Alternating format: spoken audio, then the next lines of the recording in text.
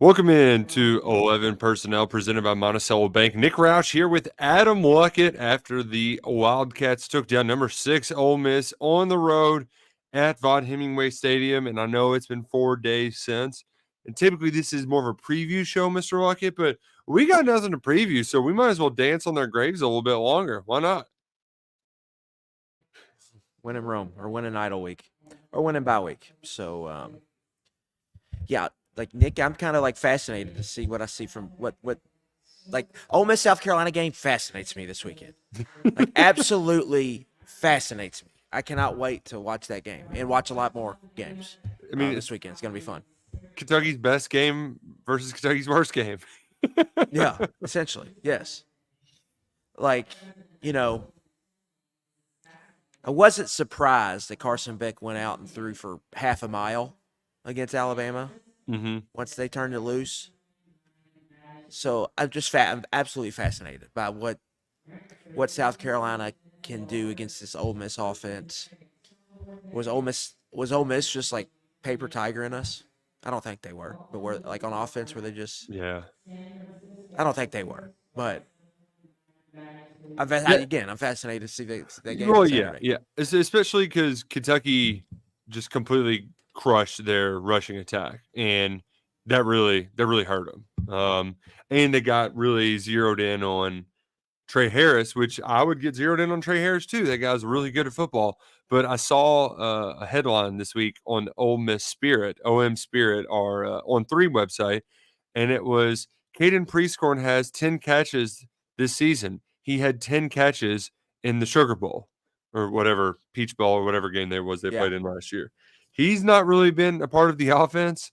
Jordan Watkins was a pretty big part of it last year. I mean, he was a nice second, third option for him. He has been non-existent. There's a lot of people who are pretty angry, so like it that we had Jackson Dart wake up on Sunday morning and call a players only meeting. Not an ideal time to be calling a players only meeting after your first SEC game. I'm glad at least if Kentucky did something similar, we just didn't say it out loud. You can have those player meetings, just don't call it a players only meeting. That's when things just don't sit right, don't sit well. I think that's a sign of the pressure that team is feeling. Again, I think we talked about this on Rapid Reaction. Mm-hmm. This season was very much an all-in season for Ole Miss, and it's going to be interesting to see how they respond to this loss because that's not something I don't think anyone down there saw coming from a galaxy away or a mile away, whatever term fits better there. Because they were all in on the playoff, and their schedule, Nick, really kind of set up for them going into like LSU, a place they don't have any success, undefeated, and that was the game. Go undefeated, beat LSU on LSU, and then you're probably going to the playoff. And now it's like, well, hell, that didn't go as planned, and so now they're in a hole. But at the same time, the script got flipped. If you're Kentucky, they flipped the script by winning that football game, and now they have a chance to go and play for stuff that matters. I think here in October and November, and that looked like something that was impossible when we left Kroger Field in week 2. It is. And here's a sentiment that I'd like to share again that you should be reminded of the next time something like this happens. And it's something we said back then. We were certainly, it's not to say that we were just overjoyed and thrilled by what happened, but it is just one game, and it was only week 2. It was very early in the season. They still didn't know who they were. We had no idea who they were either. They're still, I think they figured out who they are, and that's helping them kind of build on top of things. But it does. I mean, the people who like the takes. Mark Stoops, does he even care about his job anymore? Does he even like coaching? And those are the ones that are always the most ridiculous to me. Like at the effort base. Remember when people got mad at Malik Monk for laughing on the bench when they're getting their ass kicked down at Florida?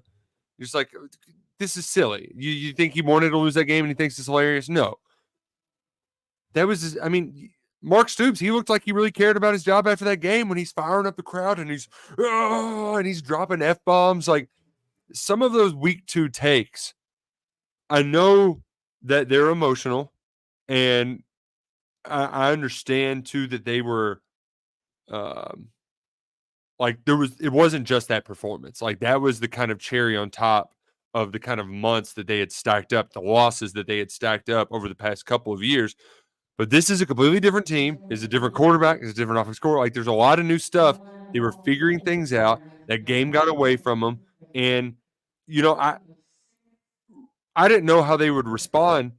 You predicted that they would, and when they came out punching against Georgia, it showed that this team had a little bit of resolve, a little bit of resilience to them, and they just kept they punched through the gray or whatever the hell that saying was that Stoops said a few years ago, and they just stacked them up until you got to this point against Ole Miss where and here's the other thing too, like it as much as we'll treat that South Carolina game as the 4-alarm fire it was. I mean, in hindsight, like that, you take away a lot of the penalties and you just fall on some jump balls. That's a completely different ball game. So we couldn't handle losing to that Shane Beamer guy again. We lost our damn minds over it. There are statistical data points in swings in that game you can realistically point out to explain why it happened now. But if you tried to do that in a moment, you look like an idiot, right? Oh you yeah, you know what I'm saying? Carrying water. Yeah, yeah. So you just have to. I think you really have to almost just throw that game out because it's been nothing like their other performances, right? No. Things snowballed on them. I think coaching wise, offensively, they got caught a little bit and they weren't prepared to kind of handle South Carolina's pass rush, and South Carolina's pass rush just absolutely just took over the football game. And so I think that's a lot of what happened there. But I think you hit on a good point. I think they left that game and figured out who they want to be offensively, and it's not very pretty. Nick, on 27 of 40 first half snaps, they were in 12 personnel. That is an insane amount. An insane amount. They ended up right at 53% snaps for 12 personnel. Yeah. But I mean, like, you don't see, I didn't look up the numbers to kind of compare them. Like NFL teams, a heavy 12 personnel team, I think is like 30%, 35%.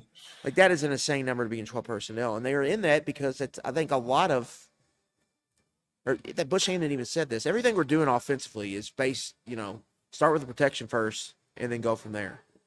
And so the tight ends are playing a huge part, I think, in the protection and in the run game. And so that is kind of where they are right now. And it's not it's not pretty football on offense. It's glorified Wildcat at times. It's let's just gain 3 yards here on first down so we can get to maybe a 3rd and 5 on third down.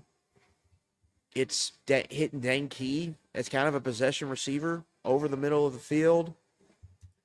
It is not a very sexy offense, but it has been effective because it allows them to play to their strength as a football team. And their strength as a football team is this defense. Like this defense, I said before, this Ole Miss game, like the Georgia game was really impressive. And I thought what they did in the first 3 weeks was impressive. I thought leaving the Ole Miss game, we're going to know how good this defense is. Is it legitimate top 10 caliber, or is it like maybe a top 15 defense, but definitely 15 to 25 range? I leave that game thinking, well, this is a top 10 defense. Like I leave that game thinking, well, this is probably going to be Stoops' best defense. The Maxwell Harrison thing is tricky.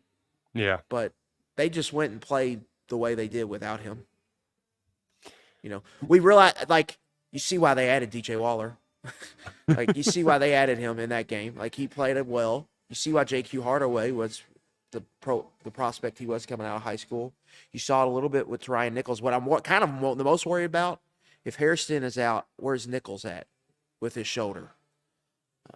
Because then that's when I would get worried about the defense, is if it's just Waller and Hardaway, and then they, because it seems like Dunn that they haven't really put out there. So I guess you would have to play Jansen Dunn out there. So that's where I would be worried a little bit. Mm-hmm. But overall, like the defensive line is a real deal. It's not just Deion Walker, but when Deion Walker's playing like he did on Saturday, it changes things. The second possession of the game, he literally stopped him by himself. Like he almost did. He almost didn't need 10 other players out there. Like he literally stopped him by himself.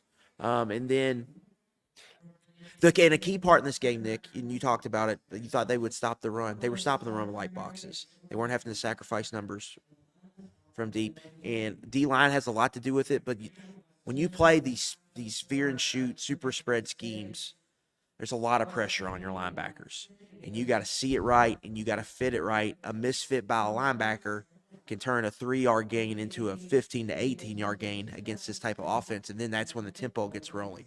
There was one of those, and Deion Walker had the guy did the rights, and Parrish just slipped out running the third quarter. Everything other than that, even the QB run stuff, Kiffin tried to do to put ahead with an extra hat in the run game. They just couldn't. Mm-hmm. They just couldn't block them. And I think you got to give Derek Jackson, and Jamon Dumas-Johnson a lot of credit for fitting up the box, for instincts and playing. And Dumas-Johnson, right before the 4th and 7, what could have been one of the plays of the game, Parrish was in the open field. He was out the gate. And Derek makes an incorrect because he was backside. Jamon Dumas-Johnson was blocked up. They had it blocked up. And Jackson just makes a great play. Stops him for I think they lost a yard on that. That could have ended up being a play of game. But overall, the linebackers were just awesome. The whole front was just awesome. And J.J. Weaver, I think, it's not getting talked about enough. Like, he's all of a sudden, he's winning on the edge consistently. And he was a menace in that game. This is a little off topic, but have you noticed that, I mean, what the hell's going on with Pop's name? Like he was Pop, now he's not Pop. The back of his jersey doesn't say Dumas Johnson. It just says J. Johnson, J. Johnson. Is Dumas Johnson just too big for this jersey? I didn't notice that. I would guess it's just too many words or letters. Because you'd think, I mean, Brown Stevens, that's close to Dumas Johnson. That's kind of close to the amount of letters. You want to do the math right quick? I'm not good at math. I did do some math today though on Deion. I was like, man, how many snaps is this guy playing? All but 13 of them in SEC play, which is just ludicrous. And some Weisenheimer was like, that's not as impressive as you think it is. Like, that's not a good thing. What are you talking about? You want your best player playing as many snaps as possible. He misses 4 a game, 4.25 a game against SEC folks. He's played 83% this entire year, and that's missing, just like not playing for a couple series against the G5 teams. I mean, yeah. And it's the only Childress and Dijak have played more snaps. That's insane for somebody his size. He's leading the team in pressures and hurries, not getting the sacks and stuff that you see like it. But I feel like you just see him in the backfield and the quarterback's running for his life, So just because you're not getting him down doesn't mean you're not affecting the play. Yeah, again, just a special player. And that snap count, Nick, when we get in the draft time, that'll be a big talking point around Walker. Yeah. Like, look at the snap, volume of snaps he played for them in the different positions, all that. You don't want your best player playing every snap. What are you talking about, tailor-made? That's the most. Yes, you do. You want them playing as much as possible. That's why we put Lynn Bone at quarterback. Like, just give him the damn ball. I don't care if he knows how to throw it or not. Well, typically, I mean, defensive linemen, you don't see that because you want to keep them fresh for a game and for a season. But I think one of Walker's biggest strengths has kind of been his endurance. Yeah.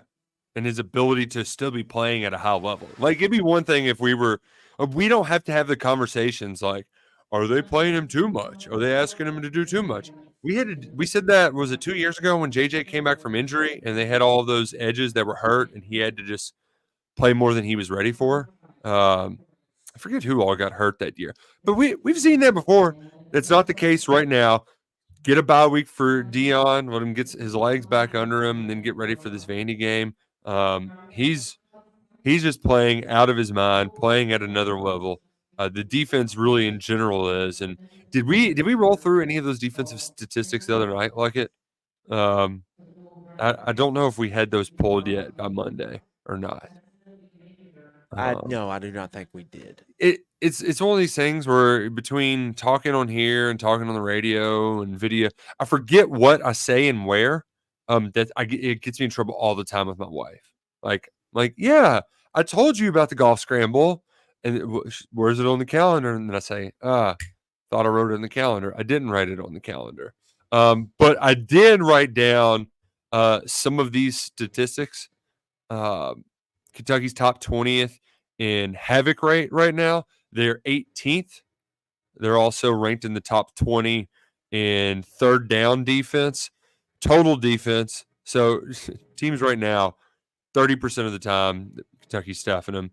Total defense, 244 yards a game. That's ninth in the country. Rush defense, 78 yards a game, ninth in the country, 2.8 yards per carry.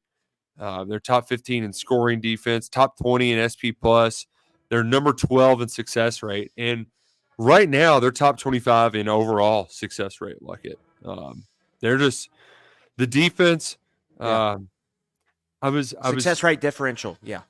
Yeah. So I was having a well, you know what? First, those stats, they're brought to you by Monticello Bank. Shout out to Monticello Bank, our presenting sponsors. The numbers matter at Monticello Bank. They matter for this Kentucky defense, and it's where people matter. So shout out to Monticello Bank, proud presenting sponsors of 11 personnel. They'll get the numbers on your side, just like that Kentucky defense. Go visit them at one of their locations or visit them online at nbcbank.com. Member FDIC, equal housing lender. I've been tasked to do a little midseason report card like it, and I started with the offense. Really hard to grade the offense when compared to the defense, because it's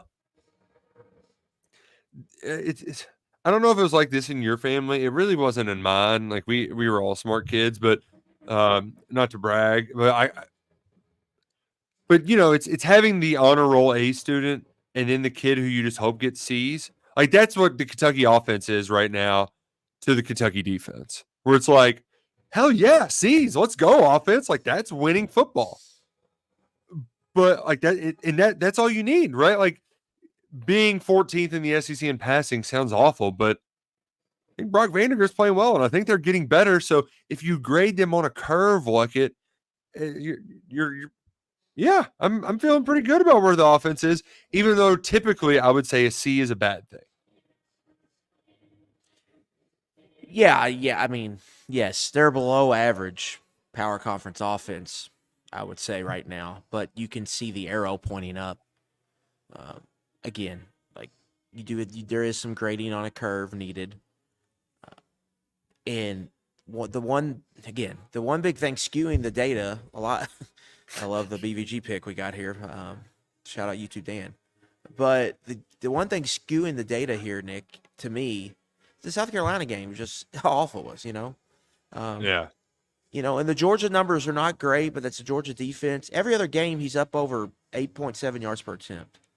So, and he's over 64% completion rate in all of those games. Southern Miss, Ohio, and Ole Miss, And the Ole Miss is the big one. That was the one that I think they went out and proved that they could throw the ball a little bit against a good defense. What I think is a good defense. Now, them being a lot of to their passing game success was just them being really committed to running the ball, even though it was ugly.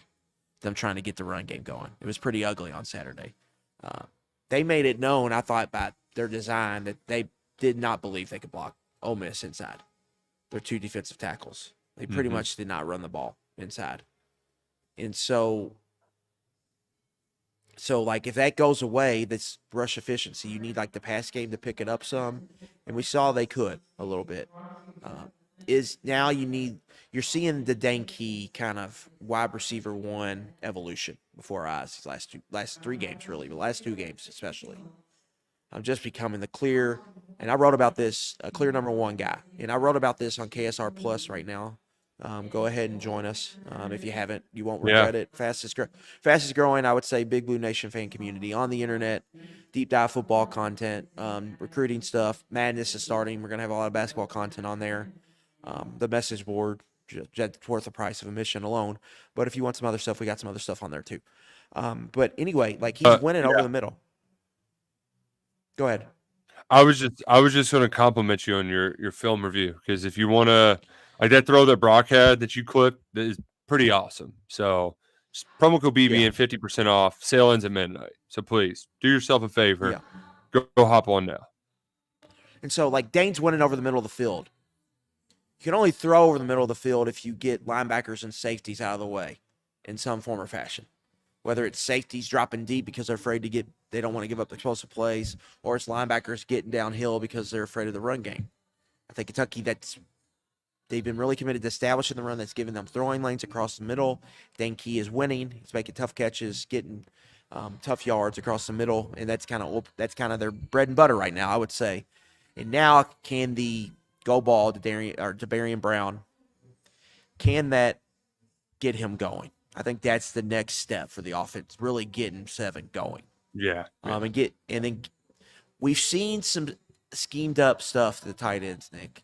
Really, even the one Caddis dropped, Yeah. he just slipped and fell. He was wide open, and it was a schemed up. He was schemed up. They had Dingle on a wheel that Brock Vandergrift just missed. He had Dingle wide open, kind of a delay crosser that got tipped at the line. And then you had the middle screen to Willie Rodriguez for an explosive game. Like, he's scheming up some good stuff, I think, to the tight ends, and that's keeping the defense's balance when they're in 12 personnel. And now you just need to see, can Barry and Brown start becoming a playmaker for you. And if that happens, then you can really see it coming together for this offense.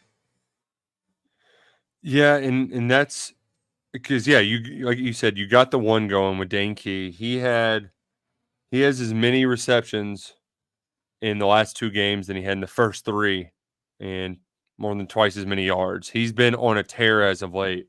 And it does feel like there's times where Brock might be forcing a little bit to Dane, but so what? Good things happen when you throw it to Dane.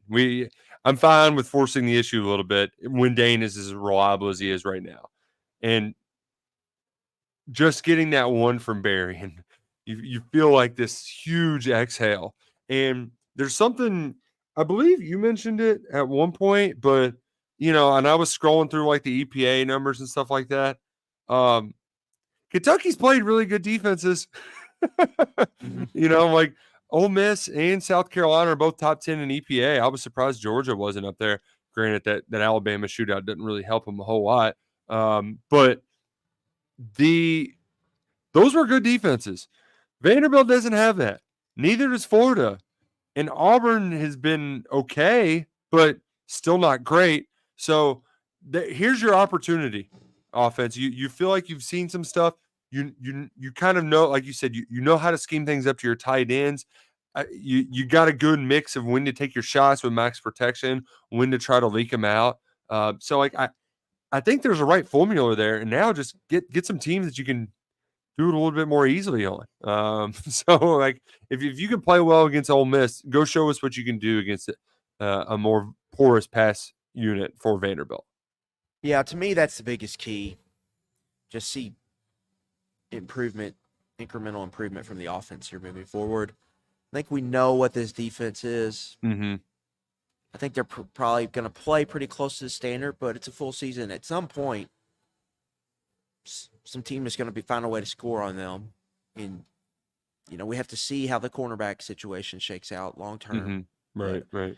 But for the most part, I think they're going to be able to shut down almost most offenses they play to a certain extent. But how good Kentucky can be and how many wins they can get is going to be determined, I think, offensively. Just keep improving, keep getting better. I think Saturday was a big step forward. You can see it, I think, with Brock Vandergrift here. Mm-hmm. And then they're doing some good stuff in the run game. And then now the passing game is starting. You're starting to see it a little bit more. And then the offensive line is getting better. I thought Dylan Ray played good, Nick, left guard in that football game. He had his fair share of wins against Walter Nolan. And Walter Nolan might be a first-round pick come April. And so I thought that was a promising sign. They're still getting beat too quickly on edge pressures at tackle, but that's as good as of ever edge rushing group they're going to see. Like, I think you could argue Ole Miss and South Carolina as good as anyone in the country from an edge rushing standpoint. So you're going to get some better matchups moving forward. And then what can this offense, how good can they get, and can they keep getting better? If they do, this is a team that, Nick, it's going to be dangerous for everyone to play. Dangerous. The defense presents a lot of problems. They play an offense has proven it can play complementary football. So if it just gets better in the complements, they're going to be a team that I think can be pretty dangerous. And I'm going to say this again, like Vandegrift is tough. This kid is tough. Mm-hmm. He's scrambling, getting runs on third downs. He's taking shots. He's taking hits. It's not pretty. It's gritty yards, but he's a tough dude. And to me, his body language I think he's just got great body language during a game. He's never too high. He's never too low. He's just playing football, and he's very even keel. And then to me, to hit for him, I wrote about this in the film review. It's not necessary, as I think Stoops has said, Berrien wasn't the number one option. Like, they've got Dane on a dig, and that's what they've been throwing to all year. So you have to think Dane on the dig to the right. They're looking at the dig. Like, you have to think pre-snap, that's probably what you're looking for, is hit him on a dig. And Dane would have been open because they're in man coverage, 6-man pressure. But Brock didn't even look at Dane. You can watch the play. Didn't even look at it. He saw it was he saw his pressure, knew he was going to get heat. He knew he had a one-on-one with Berrien. And as soon as Berrien didn't get jammed at the line, the ball was going out there. And he made a great throw. I mean, an absolutely awesome throw, because where he threw it was outside the numbers, away from the cornerback, and it was only where Brown could get it. And if Brown didn't get it, it was probably going to become the defender push. So I think it was a great probability it was going to get caught or be a PI there. So it was a great throw. I'm glad to see it ended in a catch. Berrien dropped a subtle move at the top of the route, which we haven't really seen from him very much. Mm-hmm. So that was nice to see, to create a lot of separation there. And that separation was what allowed him to do the cutback to gain the additional, 20 yards or so. So yeah, I think he showed some cods, like he's got this even keel demeanor, and he's tough, but in crunch time, I thought he showed some balls, some guts. And that's something you can build off of as an offense and as a team, because that builds belief in your quarterback. And if you have an offense that has belief in your quarterback, that can really kind of have an avalanche type effect in a good way, I think, for your group. Yeah, I first saw it on that Georgia game when they had a free blitzer. He was dropped back to the end zone, dodges it, first snap, takes off and runs. You could very well see a scenario where that dude would have been rattled after the South Carolina game, and he wasn't. He just came back out there. That play, though, if things go well, that's going to be a turning point kind of moment, right? Like, that's going to be this is where we saw him turn it on. This is where we saw him turn it around. Yeah. And so I like to liken it to like it is you got this kid from the portal who's a good shooter, and you're pretty sure he's a good shooter, but he starts cold. And then, all right, now he's got 3 or 4. He had a game where he knocked down 3 or 4. So let's just keep stacking them up. Go to the free throw line. Just start stacking up these games where you don't have to be a flamethrower and come out and Reed Shepherd it and make 50% of your shots offense. We don't need you to do that. Yeah. But we need you to keep you. We had your game. We know that the monkey's off your back. You can make the lid's off the bucket. You can make a shot. Now let's just keep stacking days, keep getting better. Let's see the ball go in the net a few times. Yeah, yes, because you want to see, can he consistently do it? I think he's done it 3 games in a row, played well, but keep doing it and see him again. I think you want to see incremental progress. They're not going to come out against Vanderbilt and all of a sudden be a top 10 offense, but you want to see them progressively get better, and you want to see them keep the balance, be able to run the football, be able to throw the football some. And if you can do that by November, I think you could be a real problem. It would be funny, though, if all of a sudden Berrien's just doing the EA Sports, right? Like, he's like, oh, we got one go ball, and now all of a sudden we're just catching them all, right? Right. He turns into Jamar Chase overnight on go balls. Yeah. Oh, which, by the way, playing that game, I've only done it once, and it was 3 quarters. But, yeah, you just throw it up to Berrien and good things happen. When in doubt, just give it up to that guy. So if we can find that guy, then maybe top 10 offense isn't so Yeah, this is the anyone ludicrous that played after the all. video game and saw that highlight wasn't surprised. They're like, "Oh yeah, Yeah, this is what he does. this You is, know, he just this is goes what by people. Which yeah, Peak mentioned this at the time. The damn video game simulation is just it's on right now. So great job, Peak. Um, I do think we have another bad loss coming up though, if it's gonna go up to I par, think right? I think they win these next two, and then they drop a dud against Auburn. Yeah. I think they drop a dud against Auburn, but don't they win at Tennessee and then lose to Louisville? Like it's total banana land. Which you know what we're already there. You know, might as well keep riding this Yeah, banana land coaster. yeah, I definitely could see that. And last time Kentucky went there, and I really felt bad for the fans because that was kind of an all-in moment. That was as much all-in I think the fan base has been on the football program was that 2020, the 2021 season, Mm-hmm. and then you have this hot start in this kind of NFL first-round quarterback. 2022, you go and beat Florida like people were all in. You went to Oxford the first time in a decade. A lot. I mean, that's the most I've seen at a Kentucky football game. I mean, it was an incredible amount, and they should have won that game, and they didn't. That was they kind of unraveled a little bit as a program coming out of that. Like Yeah. they could never kind of get their mojo back, and I feel like they got their mojo back by start playing in the mud again, like start playing Mark Stoops football again, and it was very rewarding, I think, for the fans there to deliver that win when you least expect it and deliver a road win. I mean, that was Nick.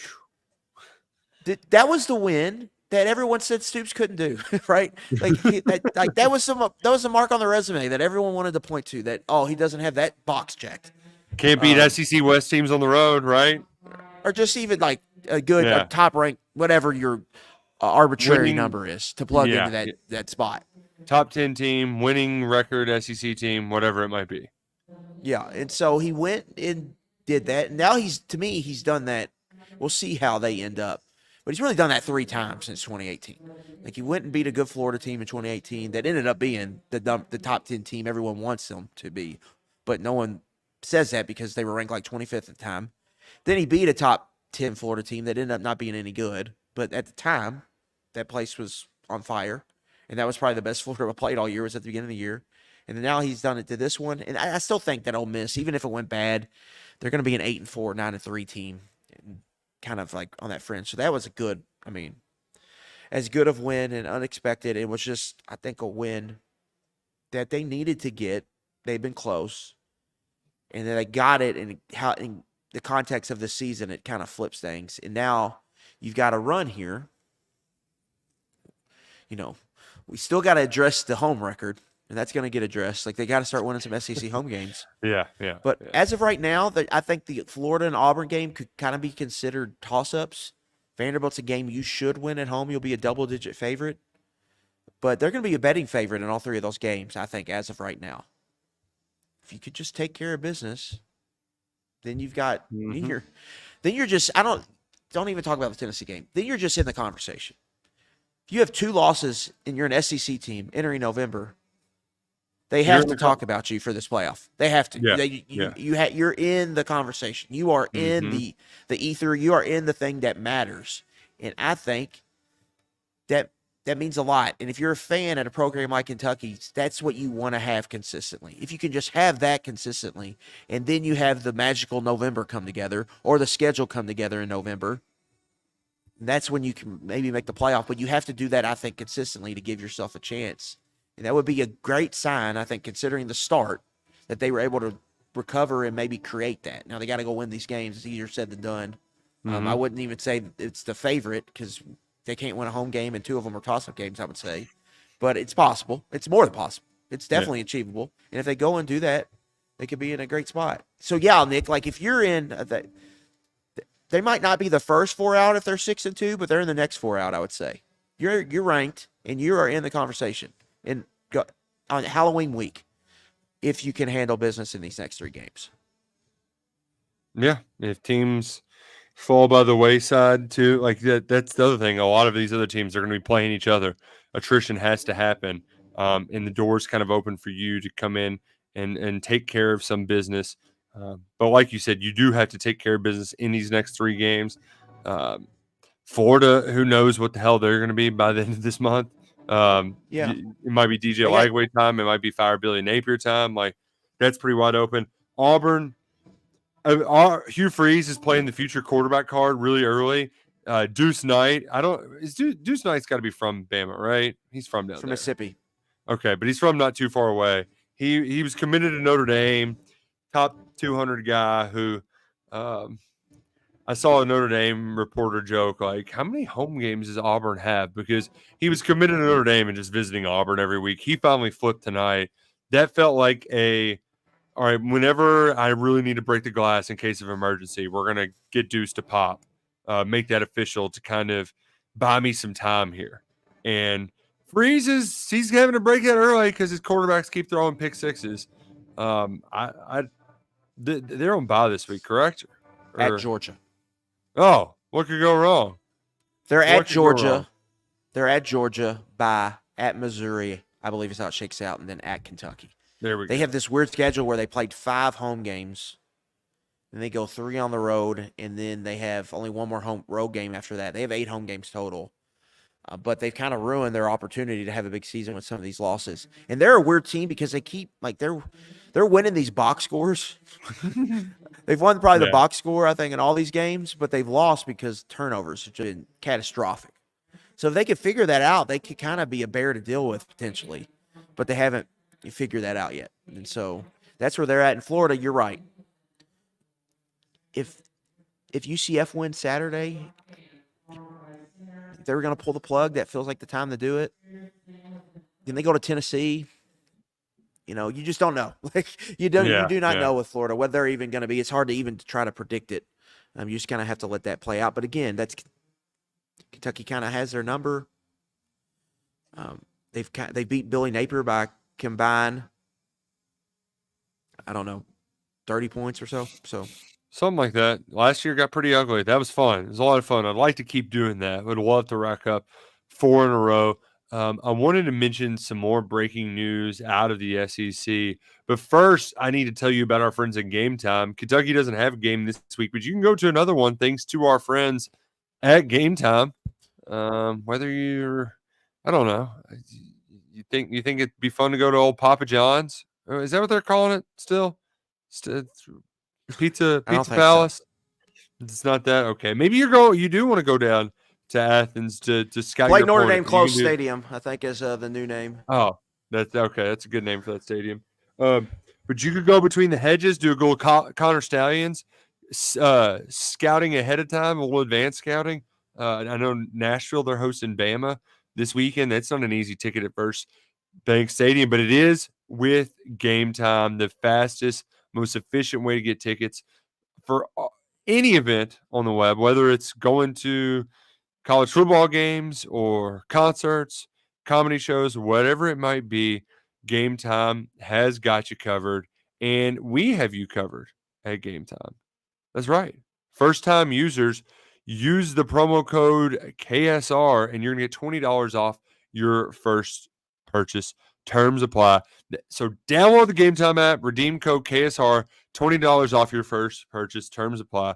GameTime.co. See your tickets before you buy them. Get them delivered directly to your phone with our friends at Game Time, the best tickets in the business.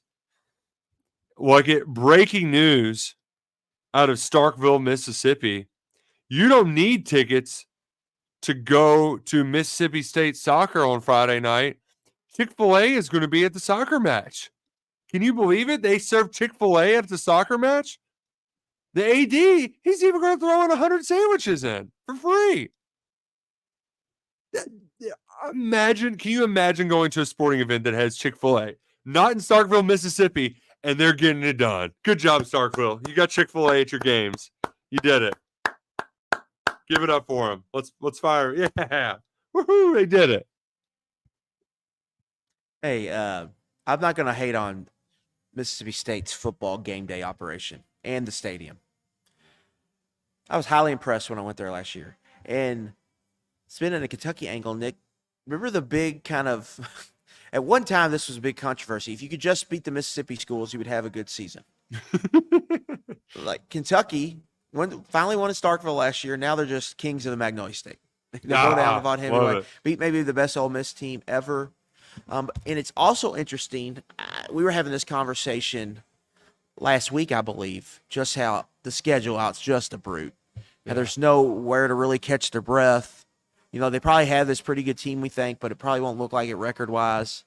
And if they would just had the schedule they would have had, Yeah. then they would, you know, without if the divisions were still a thing, you would have played Correct. Arkansas out of the West this year, and Mississippi State you would have got here in Kroger Field, but you wouldn't have had the Ole Miss opportunity. So it Yeah. might be like, you know, the schedule is tough, but it does present you with certain opportunities, like Saturday that You Kentucky was you able to get a take lot of advantage of. swings at the king. I mean, Yeah, plain and simple. And that's why I mean it's just different in this league. It is. And I know, people we're a little hypersensitive right now when Stoops makes his offhand remarks about uh yeah, oh, just got to play four of the top six in the country. No, joy. And oh, this, you come on, Mark. Blah, blah, blah, blah. And people get a little fired up by that, but I think he knows. He knows what's ahead, and he got his guys ready for both of those big games. Was able to bag one of them. He spoke tonight before Luckett joined us, and I think we were all wanting to hear some more optimistic or insightful news on Chip Trainum or Maxwell Harrison. He kept it pretty brief. Is that the right word I'm looking for? Luckett, brief. Um, yes, nothing definitive. and I kind of opined a little bit more on case board, but I would just say expect the worst and hope for the best. This could be a long term issue, but it's still in the premature phases. So hopefully, um, hopefully things get ironed out and he's able to come back quickly. But there's still a lot of uncertainty right now. So um, he's going to keep it brief. We really got no clue on what the hell's going on with Chip though. Vince might have given us a little mixed messaging where he was optimistic on Sunday, but when is Vince Merrill not optimistic, especially the day after a win top 10 on the road? But I'm at the point now with Chip Luckett where I'm just like, you know what? If they get him back, cool. If not, I'm operating like they're just not going to have him in my mind. And if they get him, cool. Mark Stoops did mention that he did go out of his way to say that Chip did not practice today or wasn't out there today. He had So been take that for what you will. he had been spotted in a cast last week after they said he could go back to practice early in the week. So that's your injury update. Was there anything else noteworthy that you feel like is a point of conversation, Mr. Luckett? You were there. Was Mark in a good mood? I would say he was jovial. Seemed Jovial. very seemed happy with the way things are. I mean, first thing he said was shout out the weather, which was beautiful today in Lexington. Oh gosh. It's really going to be beautiful over the next week. The early forecast for the Vanderbilt game looks phenomenal for Oh, the Keeneland double dip. buddy. Have you looked at the Keeneland weather for opening day on Friday? I have not. High of 82, sunny. Oh, whoo, whoo. It's a bad day to be my wallet because I'm gonna lose money on tickets. It's just I go there, I try to win, it doesn't work out, but we have a good time, Lucky. We have a good time.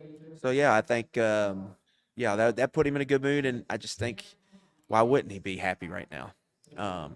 One of the big points after the South Carolina game, and he told Tom Leach this like the Friday before the game, and I wrote about it before the Georgia game. Yeah.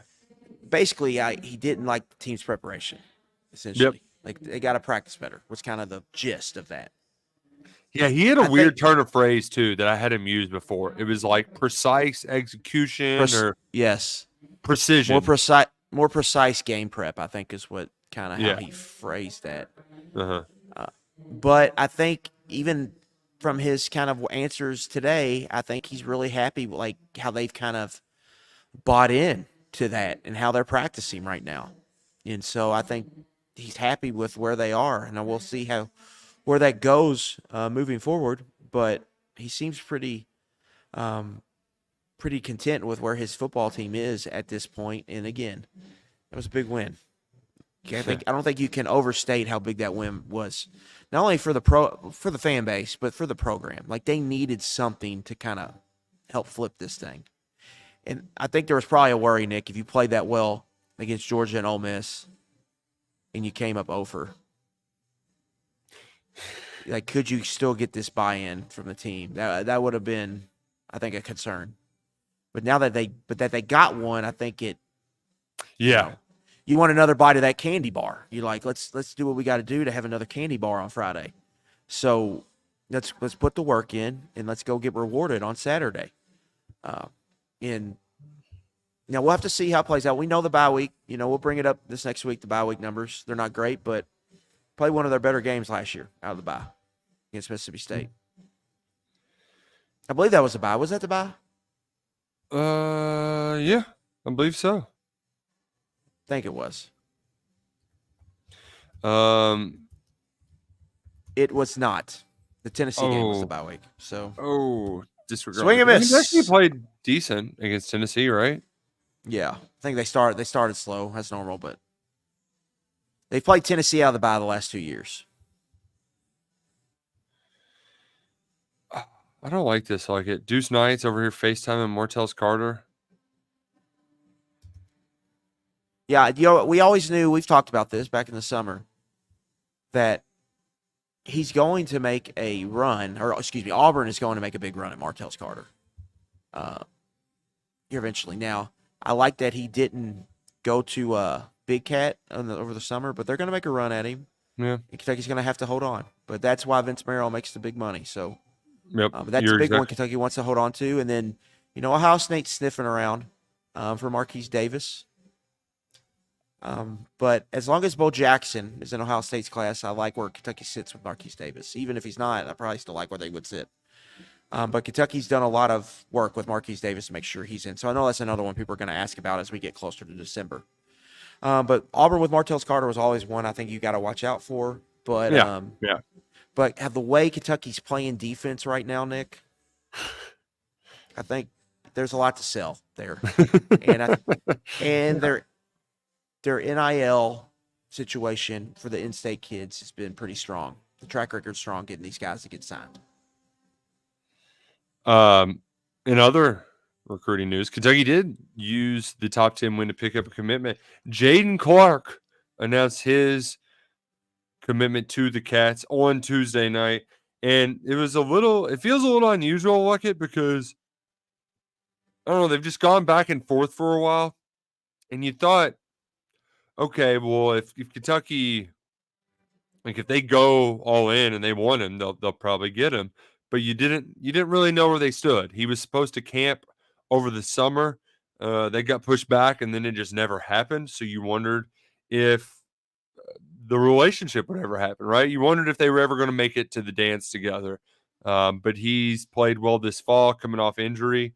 Last year, I don't. It was a knee that kept him out for his entire junior season. So he's looked good this fall. They did the dance a little bit longer than suspected, and ultimately decided, let's do the damn thing. And now the Cats have 5 offensive linemen committed in this class. Like it, Mark Stoops brought in Eric Wolfer and said, "Go get some offensive linemen." He's going and getting some offensive linemen. 8 players from Ohio out of 18 in this class. Like, they're hammering away in the Buckeye State. 5 offensive linemen, as you mentioned, Nick. 3 of these guys I would classify as true tackles. Tramiel Atkins out of Ohio. Brian August out of South Florida. And then Darren Stray, which is kind of their big win at the position. Top 500 player out of Michigan. And then Tucker Caddis is more, I think, he plays tackle for Cincinnati St. X, but he's going to play guard.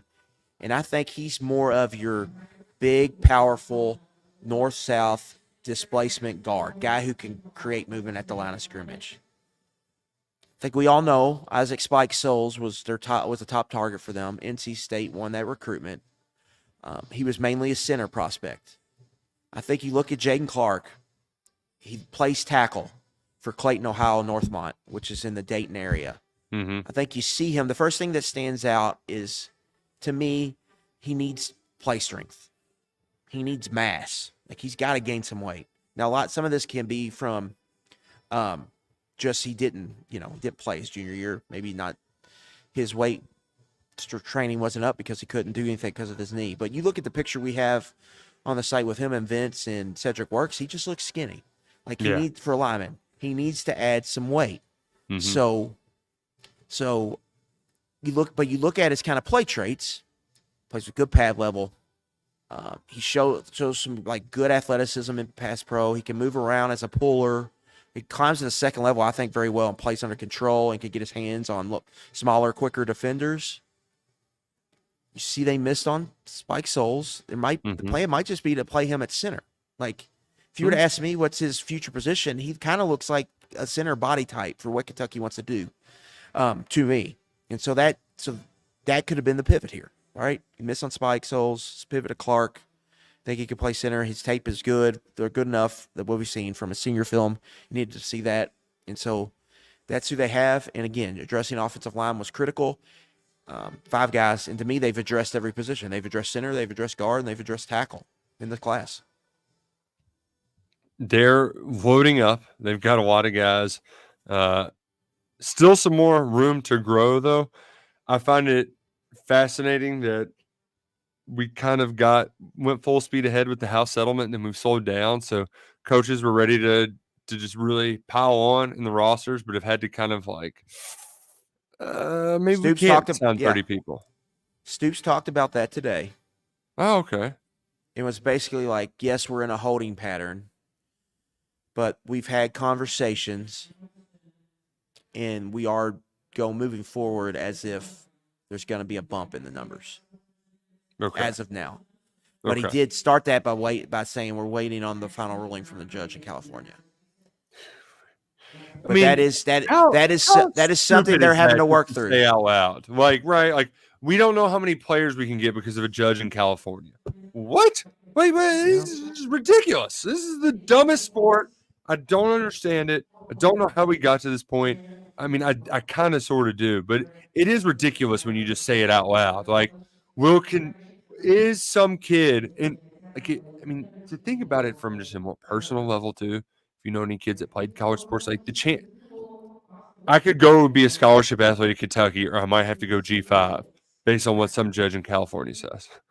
It's just a ridiculous notion to try to have to wrap your arms around. Yeah, and I wonder if that'll make the February signing period this year more exciting than it has been in the past. Yeah, you're right about that. You're certainly right about that. But they do have a couple of guys that are potential in flip watch. I don't know exactly who the staff will be out seeing Friday night, but they almost surely will for the bye week. Be out and about watching some of their prospective players. But we've got some more intel on KS board. And Nicholas Smith, he picked up a Bama offer like it. And he told Polachek today on KSR Plus that he's like, no, I'm not visiting. I'm all in committed to Kentucky. But I always wondered, is he's a take? What, sell me on this guy. And Alabama's like, yeah, we want that guy. I mean, you mentioned Martell's Carter and Auburn earlier. There's guys that fit a certain profile where you're going to have to fight some big boys off from. Nicholas Smith did not fit your typical profile of guys that you got to fight Bama off for. I did not see that one coming. Yeah, he's a guy. Just when you hear Lane Kiffin talk this week about Kentucky, it was like they're long, they're athletic, they're big in the front. Nicholas Smith fits all of that. Yeah. He needs some development, but he's got things you cannot teach with his size, length, and movement ability. And if it puts on weight and he puts it together, he can become a really good player, And then you add him with a guy like Javion Campbell. They got, again, they're doing a really good job, I think, just building out this defensive line.